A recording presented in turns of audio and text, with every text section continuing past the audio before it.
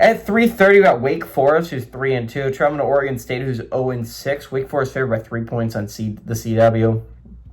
Robbie Ashford has gone 91 on 152, thrown for 1,172 yards, 2 touchdowns, 4 interceptions. Demon Claiborne has had 53 carries for 395 yards and 7 touchdowns, and Chris Barnes had 20 catches for 308 yards. Malik Murphy has gone 132 of 221 for the Beavs, thrown for 1,523 yards, 9 touchdowns, 7 interceptions. Anthony Hankerson has had 107 carries for 366 yards and 2 touchdowns, and Trent Walker's had 43 catches for 584 yards. These two teams have never played before. Again, Wake Forest is one of those interesting teams that they're just kind of hanging around, tactically speaking, in the playoff picture. I think they make it a little bit longer, right?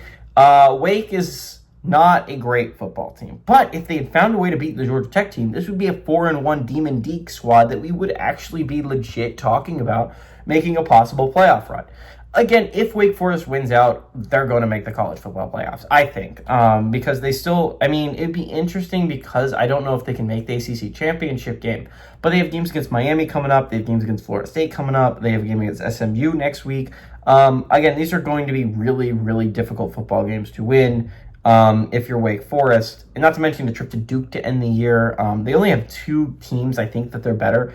If they win the games I think that are winnable, this game, if they beat Delaware and if they beat UNC, they'll be going bowling. And I think that's what best you could ask for first year for the Demon Deacs, is they're competitive in some games and they're going to go bowling.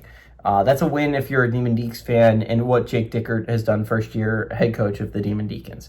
This is a big game for them because, again, if you want to go bowling, you have to win these games. The games against teams that are unranked and very beatable, like a trip to Oregon State, is a big game to win if you're Wake Forest. And if you're Oregon State, you would love to get that first win of the season. You were so close against Houston a couple of weeks ago. You could have beat App State last week. This isn't the worst 0-6 team I've ever seen, but they are 0-6, and there is a reason why.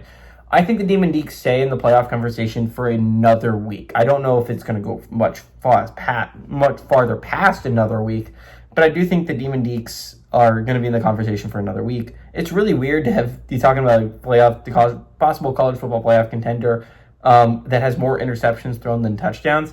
But I think that is where the Demon Deacs sit. I think we're going to be talking about them next week.